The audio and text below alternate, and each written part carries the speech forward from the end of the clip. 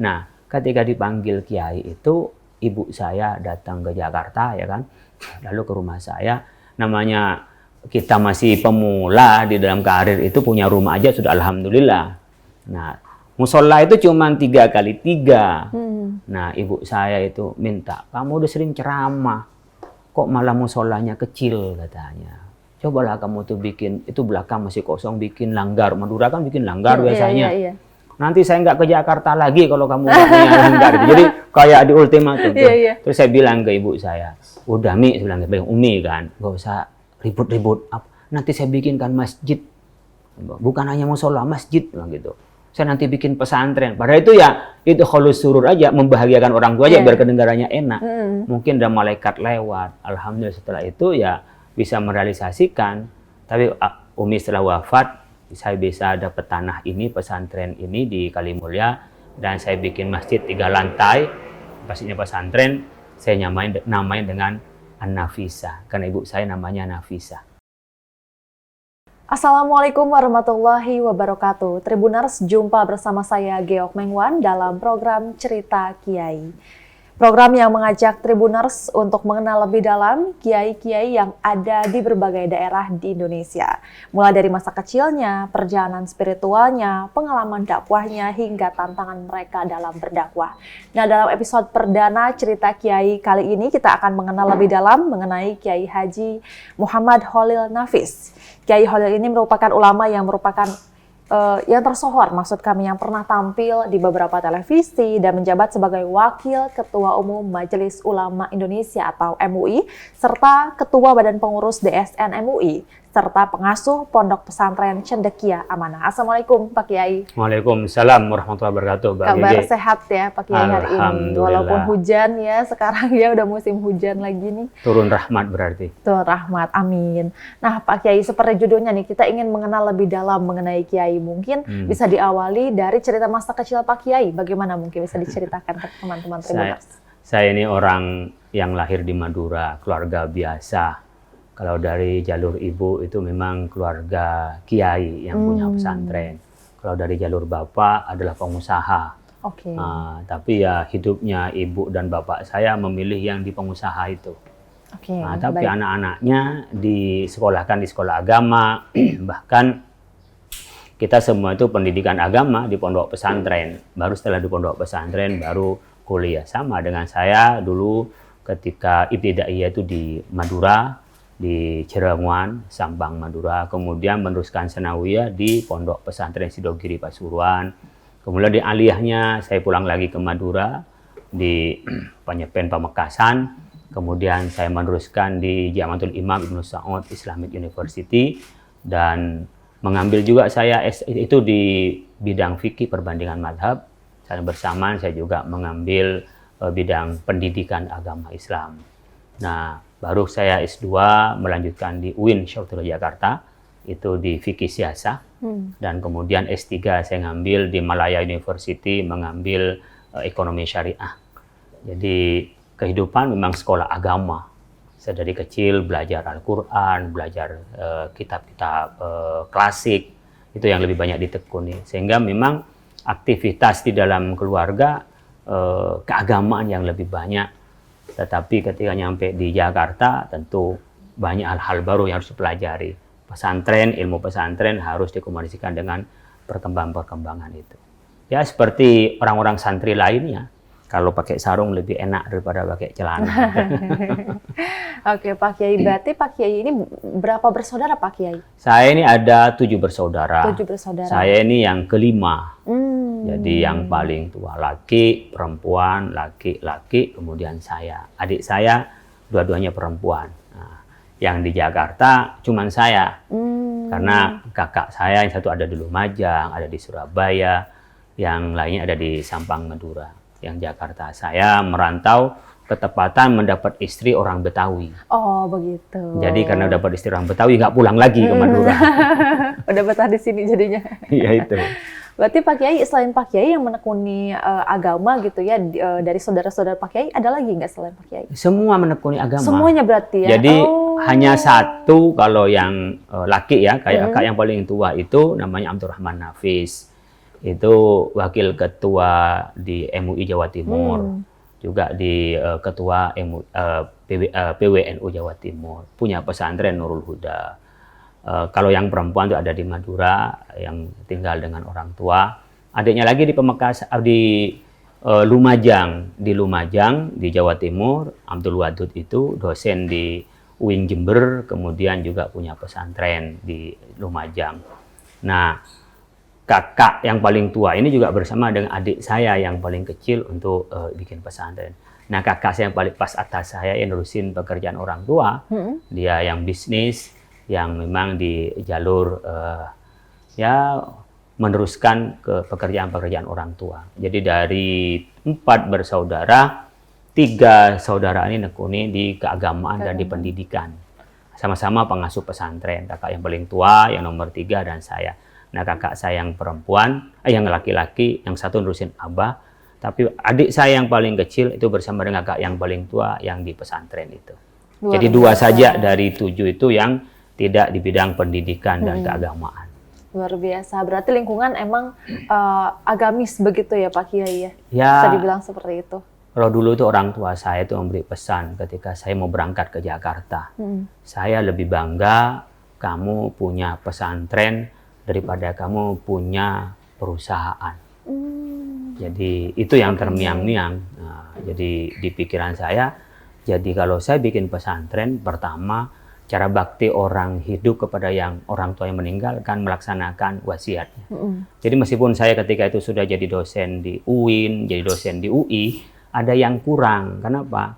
Ada orang tua yang mesan pada saya dan ada dalam bawah sadar saya untuk bikin pesantren. Alhamdulillah, setelah itu saya mencari kemungkinan untuk bisa mendirikan pesantren sehingga mendapatkan tanah 1 hektar lebih di Depok, di Kalimulya ini, sehingga saya konsen. Ketika itu saya kaprodi di Pascasarjana UI di kajian Timur Tengah dan Islam. Ya, pas selesai ya saya langsung pindah ya konsentrasi mengasuh pesantren ini dan sambil berorganisasi di Majelis Ulama Indonesia dan di Nahdlatul Ulama. Luar biasa, berarti Pak Kiai ini udah punya ya insya Allah ya bekal di akhirat yang cukup gitu ya, pendidikan, maksudnya ilmu yang bermanfaat, kemudian juga dengan pondok pesantren ini. Luar biasa Pak Kiai. Oke Pak Kiai, ini ada nggak sih kebiasaan di masa kecil ini yang memorable? Mungkin kan ya namanya juga anak-anak ya gitu, kalau belajar tuh malas gitu, apalagi mungkin belajar agama yang bisa dibilang kan sebanyak orang yang kayak ngantuk gitu, ngaji tuh ngantuk dan sebagainya gitu kan. Nah, ada nggak sih yang memorable gitu, yang paling diingat sama Pak Kiai masa-masa kecil? Saya paling malas itu nyatat. Jadi mencatat itu paling malas karena menurut saya dihafal aja, ngapain dicatat. Oh, oke. Nah, yang kedua itu jadi kalau teman-teman punya catatan, saya sering itu kadang-kadang jahil sama teman, diumpetin gitu ya, biar sama-sama nggak baca dari catatan itu. Jadi biasa baca pada bukunya, diringkes sendiri, nggak diringkesin di dalam bentuk tulisan. Yang kedua, saya lebih senang itu kalau belajar sambil jalan. Sambil jalan? Jadi tidak diem. Oke. Gitu. Jadi umpamanya di kendaraan itulah saya bisa menghafal Al-Quran, ngafalin hadis. Jadi pelajaran itu kalau baca di jalan sampai sekarang.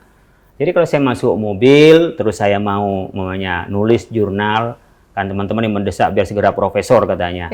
Nah, saya itu kalau di rumah lah nggak jadi nulis. Kalau masuk mobil, pegang laptop, udah saya lebih enak. Bahkan nulis kadang-kadang kalau nulis di HP, gitu di mobil. Jadi sampai sekarang kebiasaan.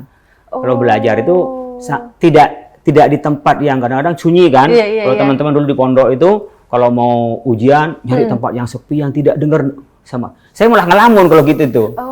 Jadi harus banyak begini saya baca, itu saya lebih nyaman. Itu kebiasaan mulai dulu ya sampai sekarang ya begitu. Jadi keramaian itu yang membuat saya lebih konsentrasi. Karena kalau diem malah tidak dapat. Dan paling malas sampai sekarang malas mencatat. Hanya karena terpaksa berikutnya saya harus menulis kayak skripsi, menulis makalah dalam kuliah. Baru saya itu menulis pikiran, tapi mencatat dari yang saya baca itu sebenarnya aslinya malas gitu. Tapi terpaksa sehingga menjadi kebiasaan baru saya menulis. Pas ketika sekarang ada hal yang perlu saya torehkan, mengkomunikasikan ke publik dengan cara menulis artikel dan jurnal gitu. Oke, unik berarti ini. Biasanya orang kalau di perjalanan kan malas buka handphone apalagi laptop, kan pusing katanya. Tapi Pak Kiai justru malah bisa lebih konsen ya. Nah, Pak Kiai, selain dari keluarga yang agamis, apa sih yang membuat Pak Kiai ini pengen fokus gitu dalam bidang agama, dalam bidang pendidikan? Apa sih Pak Kiai? Kecelakaan aja sebenarnya. Kecelakaan. Gimana tuh Pak Kiai? Jadi dulu masih kecil itu, saya punya keinginan menjadi orang yang nekuni di sains. Jadi ketika saudara-saudara mondok, saya itu minta sekolah umum. Jadi kan saya sekolahnya di Ibtidaiyah, saya minta persamaan yang negeri ke SD, karena biar bisa masuk di SMP. Tapi ketika itu orang tua sakit, nggak bisa membiayai saya. Nah, akhirnya apa? Ini sekolahnya ke pesantren lebih murah. Jadi ya kecelakaan di pesantren itu. Nah, pas ketika saya kuliah di Jakarta, saya aktif di organisasi namanya Pergerakan Mahasiswa Islam Indonesia. Saya inginnya itu menjadi aktivis, menjadi intelektual gitu ya. Maka menurut saya itu yang hebat kalau dia ngisi di seminar, kalau jadi dosen itu. Jadi berpikirnya itu lebih pada yang umum sampai itu. Tetapi kecelakaan sekali lagi. Satu saat saya ketemu dengan Ki Hasyim Muzadi, diminta menemani beliau ngisi ceramah di TV, salah satu TV swasta itu. Nah, kebiasaan itulah saya dipanggil Kiai. Oh, oke. Sebelumnya tidak. Jadi saya tuh ngisi di beberapa ya stasiun TV mengisi, tetapi saya itu ngisi sebagai ilmuwan. Ya, ada beberapa instansi itu, tapi berkenaan dengan keislaman, namanya kesehatan, berkenaan dengan namanya keluarga berencana dan seterusnya. Tapi posisi sebagai agamawan, tapi bukan kiai. Tapi diajak Ki Hasyim Muzadi almarhum almarhumlah itu untuk ceramah di salah satu TV. Akhirnya saya sering diundang ceramahlah di TV itu. Saya hanya dipanggil kiai. Nah, ketika dipanggil kiai itu, ibu saya datang ke Jakarta ya kan, lalu ke rumah saya. Namanya kita masih pemula di dalam karir itu, punya rumah aja sudah alhamdulillah. Nah, musola itu cuma 3x3.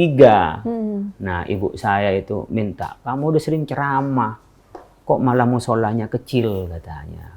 Cobalah kamu tuh bikin, itu belakang masih kosong, bikin langgar. Madura kan bikin langgar biasanya. Nanti saya nggak ke Jakarta lagi kalau kamu nggak punya langgar. Jadi kayak di ultimatum. Terus saya bilang ke ibu saya, udah Mi, saya bilang ke Umi kan, nggak usah ribut-ribut. Nanti saya bikinkan masjid. Bukan hanya musola, masjid gitu. Saya nanti bikin pesantren. Padahal itu ya, itu kholus surur aja, membahagiakan orang tua aja biar kedengarannya enak. Mungkin ada malaikat lewat. Alhamdulillah setelah itu ya bisa merealisasikan. Tapi Umi setelah wafat, saya bisa dapat tanah ini, pesantren ini di Kalimulya. Dan saya bikin masjid 3 lantai. Pastinya pesantren, saya namain dengan An-Nafisah. Karena ibu saya namanya Nafisah. Masya Allah. Nah, jadi tadi mengarah keagamaan itu akhirnya orang persepsikan saya kiai. Nah, akhirnya saya penampilannya dulu saya tuh paling senang kalau nggak pakai kopiah. Oh gitu. Jadi, masih awal-awal berkeluarga itu ya kayak seorang ilmuwan gitu lah. Ya, karena sudah dipanggil kiai, kok nggak enak ya kalau nggak pakai kopiah. Sudah, akhirnya kopiahan saya. Biar menegaskan identitas tuh gitu ya Pak Kiai. Iya, bahkan disuruh sorbanan itu. Nggak bagus saya ceramah, masa nggak pakai sorban katanya. Pakai gamis setiap hari begitu. Itu dia.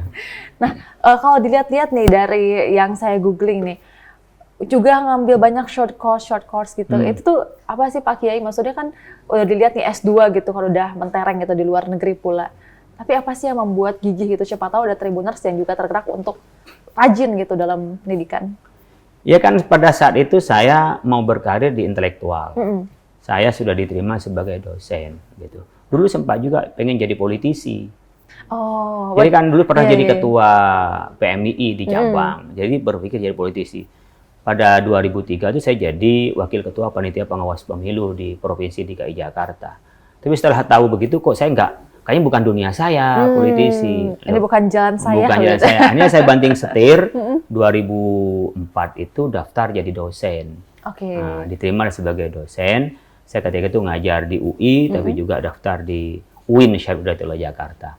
Nah, dari dosen itu saya berpikir, kalau saya tidak banyak mendapatkan short course, tidak mendapat pendidikan, saya akan kalah dengan teman-teman yang lulusan dari luar, yang hebat-hebat itu. Akhirnya saya meneruskan S3 tuh ke Malaysia, di Malaya. Kan malah saya grade-nya itu tinggi dan dekat gitu ya. Kemudian di saat bersamaan setiap ada kesempatan ke luar negeri saya ikut, seperti NUS National University of Singapore, pernah postdoc juga di Rabat di Maroko. Ya. Jadi pendidikan pernah juga saya 1 bulan short course juga di Iran, International Mustafa University. Saya beberapa tempat seperti halnya tempat pendidikan yang sekilas itu yang sifatnya short course saya ikuti. Untuk apa? Ya ini kayak harus bersaing karena intelektual itu tidak boleh kita ini mendek, dia harus belajar terus. Nah, di situ dia memacu saya untuk terus belajar karena merasa ke depan pasti muncul generasi muda yang lebih dari saya, dia itu lebih muda, maka saya harus punya bekal yang lebih juga karena akan bersaing dengan mereka. Jadi persaingan itu penting, merasa bersaing. Fastabiqul khairat. Nah, kita saling berlomba-lomba. Nah, itu yang membuat saya harus doktor, saya harus postdoc, tapi pas ketika jadi kiai, wah ini kelupaan ngurus guru besar. Masih ditanya terus sama teman-teman, kapan ngurus guru besar? Padahal tinggal 1 level lagi sudah naik ke guru besar. Gitu. Ini ya motivasi bersaing itulah yang menjadi motivasi kita, harus di mana ada kesempatan pengalaman, kesempatan untuk pendidikan kita lakukan itu. Jadi mengambil segala kesempatan ya. Iya. Tapi cita-cita berarti dari awal tuh awalnya tuh dosen, terus politisi juga sempat pengen atau bagaimana? Ya awal-awal ya ketika saya belajar tuh nggak tahu mau jadi apa, pokoknya belajar aja. Seperti kita pada umumnya teman-teman. Iya, jadi saya mondok kan nggak punya mondok pesantren salaf di Pondok Pesantren Sidogiri. Cita-cita penting saya ya belajar. Jadi pasca dari Sidogiri itu saya sempat stuck ya karena orang tua saya itu kan meninggal pada saat saya masih kelas 2 sanawiyah. Jadi ibu saya nggak lagi punya biaya. Jadi pasca Sidogiri itu sebelum saya kuliah ke Jakarta, saya itu pernah jualan baju, jualan pakaian, buat apa? Untuk membiayai hidup. Itu berarti di Madura situ? Di Madura, di Surabaya, itu saya gitu. Tapi ternyata bisnis saya nggak jalan. Oke. Karena bisnis nggak jalan, itu saya berpikir berarti saya harus sekolah. Iya. Pergilah ke Jakarta dengan biaya seadanya, nyampe di Jakarta. Ya di mana yang bisa kita tempat tinggal. Jadi dulu tinggal di pondok pesantren di Cawang, Jakarta Timur, sambil mencari kuliah mana kuliah yang bisa memberi beasiswa karena saya tidak punya biaya. Gitu. Jadi sebenarnya untuk jadi apa, saya nggak tahu nyampe di Jakarta. Oh di Jakarta itu ada kuliah ini, kuliah itu baru tahu saya sampai di Jakarta. Disitulah kayak saya datang ke kebun, sementara di kebun banyak buah-buahan. Jangan sampai ini saya ketinggalan kesempatan ini. Jangan sampai kesempatan itu berlalu tanpa kita mengambil hikmah. Maka semua kesempatan itu saya lakukan. Maka saya S1 kuliah 2 sekaligus. Di Jamiatul Imam di Libya itu sekaligus sudah di Al-Azhar saat itu. Udah 2-nya saya ambil. Gitu. Kita sekolah dan selesai. Bahkan saya ada pendidikan kader ulama yang beda MUI. Saya lakukan juga. Jadi sehari itu saya kuliah 3 tempat. Saat itu. Saat yang bersamaan saya jadi ketua PMII. Nah, di organisasi inilah kan munculnya menjadi politisi. Dulu saya ketua cabang, Caimin itu ketua PB, pengurus pusatnya. Jadi ada keinginan jadi politisi. Masuklah di panitia pengawas pemilu. Nah, jadi panitia pengawas pemilu ini akhirnya saya mengukur diri. Kayaknya saya tidak bakat. Saya banting ke intelektual. Mau jadi dosen. Kuliahlah. Nah, setelah jadi dosen, secara tidak sengaja menemani Kiai Hasyim Muzadi untuk ceramah-ceramah. Kok dipanggil kiai? Kok lebih enak jadi kiai nih? Kok nyaman? Kok nyamannya? Kenyamanan jadi kiai. Ini sekarang 2-nya kita lakukan sambil jadi dosen. Tadi sebelum kita rekaman kita ngajar dulu di UI, ya ketepatan bisa ngajar di UI yang saya pertahankan sekarang hanya tinggal ngajar di UI dan di UIN. Kalau pernah ngajar di Trisakti saya berhenti, di IPB juga pernah saya ngajar. Waktu sudah nggak ada karena waktu harus ngurus pesantren, jadi keamanan, lalu kemudian berorganisasi di MUI dan di PBNU. Jadi ngajar hanya tinggal di pesantren sendiri, di UIN dan di UI. Nah, gimana Kiai waktu pas kuliah tadi kan 3 gitu di 3 tempat sekaligus aktif, jadi aktivis gitu kan, di politik juga berkecimpung. Gimana bagi waktunya Kiai? Mungkin banyak nih yang relate gitu, yang multitasking gitu. Jadi kan kita ngukur ya, kalau di Jamiatul Imam itu tidak boleh absen itu lebih dari 20%. Kalau lebih dari 20%, berarti dia nggak bisa ikut ujian. Di 20% ini saya habisin gitu. Bolosnya saya habisin. Jadi kalau ini materi sejarah. Oh, sejarah ini saya masih ada peluang absen 4. Berarti kalau pas ketepatan ini saya pergi keluar untuk mengikuti seminar acara organisasi begitu. Jadi kita memastikan masing-masing itu mana yang bisa dikurangi batas minimal dia tidak masuk. Tapi saya tidak masuk itu bukan karena saya main-main. Karena saya harus menyesuaikan ketika waktu di Jamiatul Imam dengan saya di pendidikan kader ulama.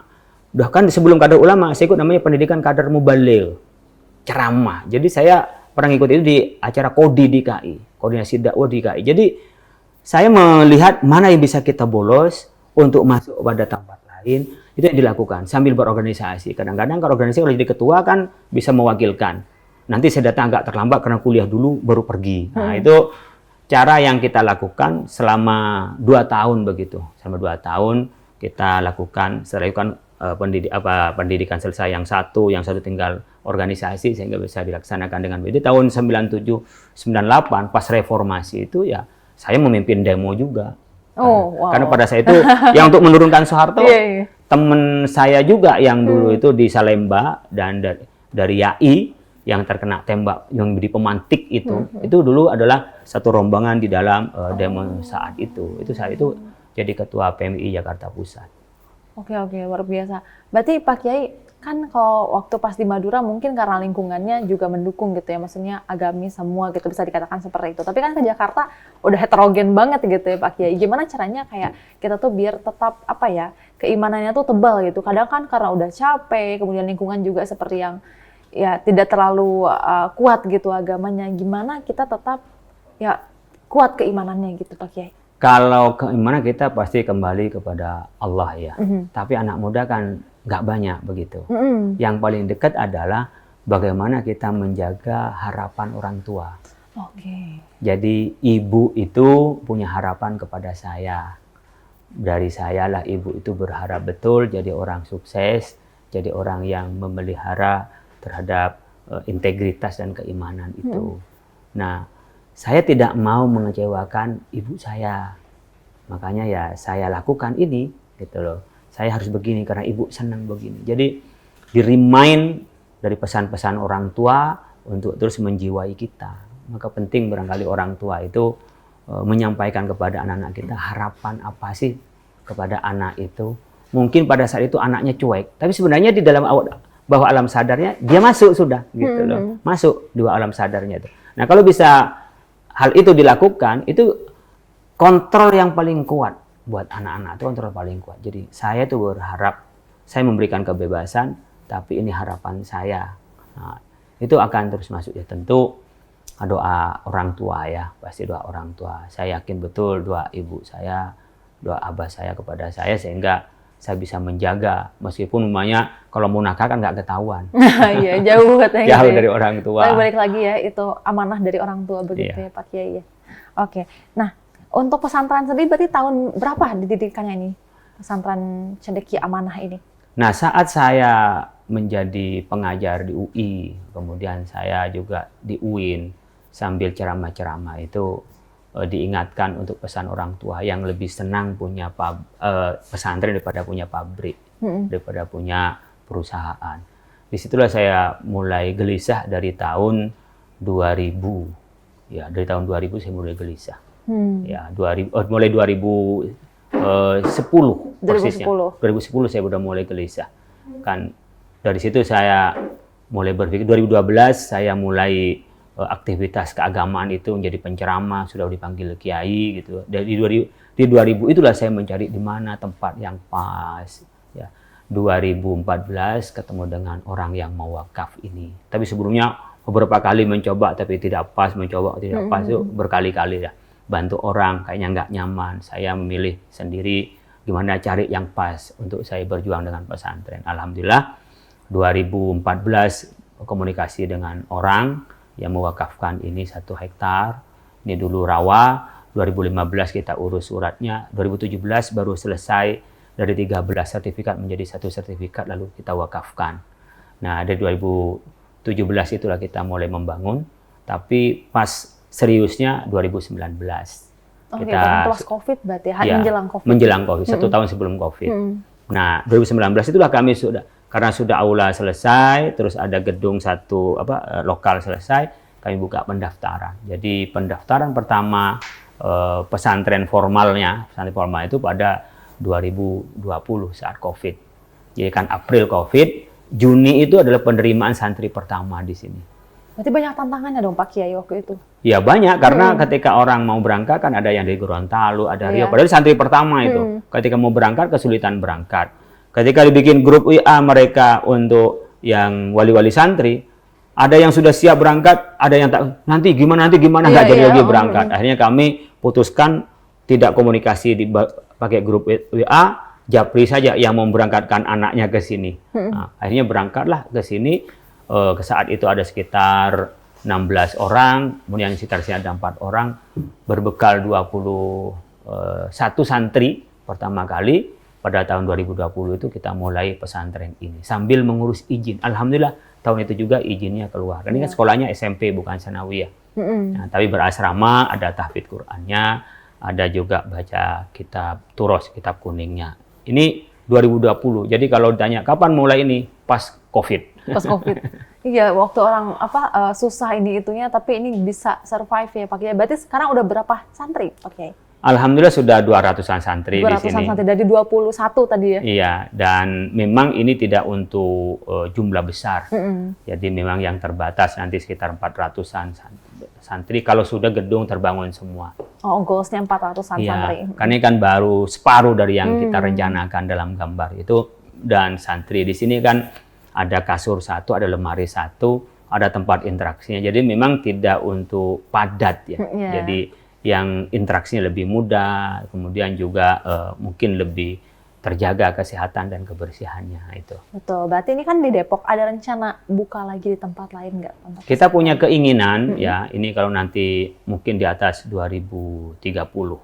Jadi kalau ini tahun ini 2026 ada lulusan pertama anak-anak kita di SMA dan nanti ada ruskin mungkin ke perguruan tinggi negeri, ada yang di dalam, ada yang di luar negeri, ada yang agama, ada yang umum.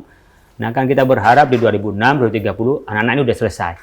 Jadi kalau dia kembali ke kampungnya, kita akan support dia akan mendirikan pesantren. Luar biasa. Jadi kita sebenarnya pengkaderan ke mereka. Nah, jadi di sana tinggal ini diinsert kepada mereka, jadi mereka menyebarkan di tempatnya masing-masing. Ada yang dari Gorontalo, ada yang Riau, ada yang Depok sendiri, ada yang dari Jawa.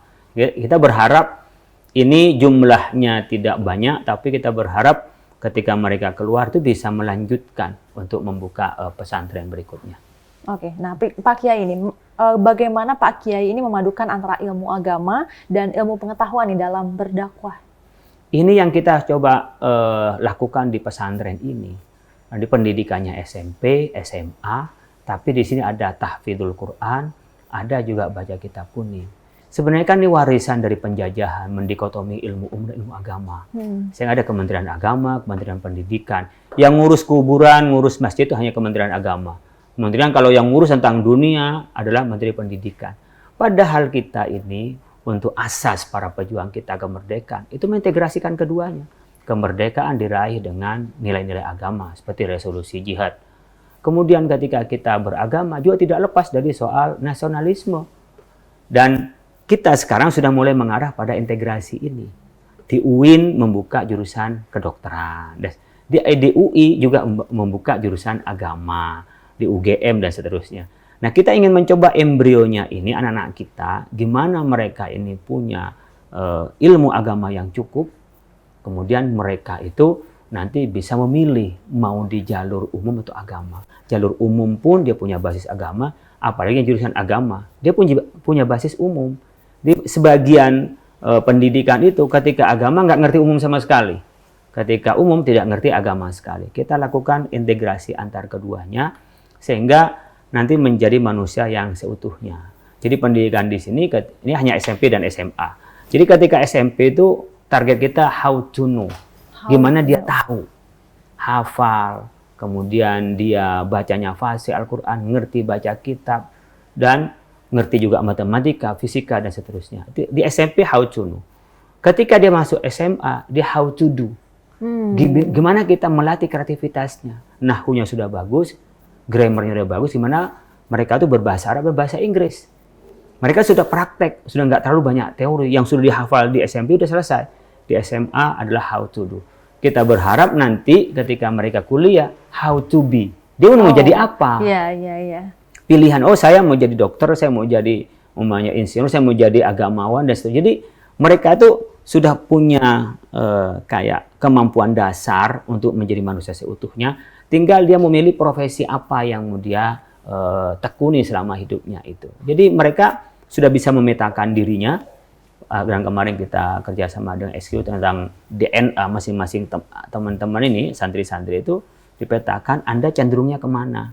Anda umum, kita kasih bekal umum dan agama. Anda mau agama, Anda sudah bekal agama dan umum. Kan nggak mungkin juga kita bicara agama saja, bicara faraid, ilmu waris. Dia pasti ngerti dong hitung-hitungan, karena pembagian-pembagian adalah hitung-hitungan. Ilmu astronomi, ilmu falak dalam ilmu agama. Itu kan nggak mungkin dia hanya satu ilmu lepas dari agama. Sekarang astronomi dipakai untuk penentuan awal Ramadan, akhir Ramadan, lalu kemudian melihat bagaimana dengan perkembangan ya ilmu astronomi itu juga paralel dengan ilmu falak. Cuman ini saya mencurigainya adalah bagian dari strategi penjajahan ke Indonesia saat itu, sehingga didikotomi antara ilmu agama dan ilmu umum tidak boleh ketemu. Dan sekarang ada kesadaran untuk melakukan integrasi. Nah, dakwah kami yang lakukan juga keluar begitu. Saya basisnya adalah pesantren salaf, saya harus belajar ilmu filsafat, saya harus juga mengikuti bagaimana teman-teman di ilmu kesehatan, karena saya harus bicara kesehatan perspektif agama. Apalagi ekonomi, memang saya menekuni di situ. Saya di Dewan Syariah Nasional sebagai ketua, saya harus ngerti SBSN, saya harus ngerti pasar modal, saya harus ngerti asuransi, saya harus ngerti perbankan. Karena bagaimana bisa menginsert atau mengguiden tentang perilaku bisnis ini sesuai dengan syariah, nggak mungkin. Kalau kita nggak. Demikian juga ketika kita melakukan respon terhadap perkembangan zaman, perkembangan perilaku, saya selalu meresponnya berkenaan dengan keagamaan Islam. Sehingga modal saya adalah keislaman, tetapi saya berusaha untuk bisa mengerti di luar itu agama Islam dan arti keilmuan Islam itu untuk direspon dari Islam. Yang direspon dari ilmu psikologi, dari itu adalah bagiannya orang lain. Karena saya basisnya adalah agama, maka saya harus memotret itu dari perspektif agama. Bisa saja sama jawabannya dengan mereka, bisa saja juga berbeda. Gitu ya. Oke, baik. Pak Kiai, apa harapan Pak Kiai ini untuk generasi muda Indonesia dan bagaimana mereka bisa berkontribusi ke masyarakat? Setiap hidup itu ada tantangannya, dan ada zamannya, dan ada generasinya. Kalau saya menerima murid setiap tahun itu punya karakter yang beda. Angkatan ini beda dengan antara angkatan tahun lalu. Selalu beda. Cara ngeresponnya, cara kecerdasannya, cara perilaku, cara belajarnya. Oleh karena itu, setiap zaman pasti ada tokohnya. Ya, setiap tokoh pasti ada zamannya. Nah, itu pasti. Begitu di dalam kehidupan ini, Anda jangan lewatkan waktu-waktu yang sangat penting masa muda itu untuk mengisi diri. Saya merasa kurang, banyak kurang. Kenapa dulu saya tidak begini, kayak gini? Padahal saya dulu berusaha untuk belajar. Apalagi orang yang berusaha tidak belajar umpamanya atau waktunya habis dengan main-main. Oleh karena itu sempatkan belajar, dan godaannya sekarang adalah copy paste. Adalah mengandalkan alat seperti kecerdasan tiruan ya kan, AI, akal imitasi. Kan AI itu imitasi, akal imitasi. Akal imitasi. Akal imitasi. Jadi akal tiruan. Dia bisa lebih senang berkomunikasi dengan mesin daripada dengan orang. Dan yang paling parah adalah menganggap mesin yang dijawabkan karena masuk pada akalnya dianggap sebuah kebenaran. Nah, kebenaran tidak diverifikasi dengan orang yang ahli. Nah, ini yang bahaya nanti menjadi kebenaran semu. Nah, oleh karena itu pesan saya belajar yang sungguh-sungguh dan harus ada gurunya. Apalagi bagi harus ada gurunya, harus ada yang membimbingnya, harus ada yang menontonnya. Meskipun bisa ngambil dari mana aja informasi, harus ada verifikatornya. Agar apa? Keyakinan kita, ilmu kita itu ada dasarnya. Kita sebut dalam Islam namanya harus ada sanadnya, mata rantainya. Jadi ada transmisi dari ilmu itu. Kalau dalam Islam itu kewajiban itu. Dalam ilmu hadis harus ada mata rantai yang bisa dipercaya. Tidak bisa ilmu hanya sekadar informasi, tidak bisa. Jadi harus ada mata rantai. Apalagi punya keyakinan sang guru itu memberikan efek psikologis untuk komitmen terhadap keilmuan. Berbeda dengan ilmu yang berserakan atau informasi yang berserakan kemudian dianggap sebuah ilmu yang harus dia yakini. Jadi belajar dan setelah belajar komitmen dengan ilmunya. Jangan tergantung bayarannya. Nah, itu dia. Jadi kadang-kadang kan kita ilmu itu diubah-ubah tergantung siapa pesanannya. Nah, komitmen konsisten dan berintegritas dengan ilmu itu juga tak kalah sulitnya dengan kita mencari ilmunya. Dan biasanya setinggi apapun ilmu seseorang, ketika tidak punya integritas, nggak ada harga apa-apa. Ya sama dengan mungkin lebih mahal ChatGPT barangkali, atau lebih mahal kita ke Google daripada orang itu. Jadi ada nilai tambah dibanding mesin bagi orang yang hidup berilmu itu kalau dia punya integritas. Dan itu pasti ada resikonya.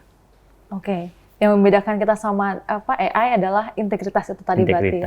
Baik, luar biasa. Terima kasih Pak Kiai Khalil Nafis sudah berbincang kepada kami, memberikan banyak cerita, pengalaman, dan ini tentunya bisa menjadi insight yang bermanfaat bagi Tribuners dimanapun berada.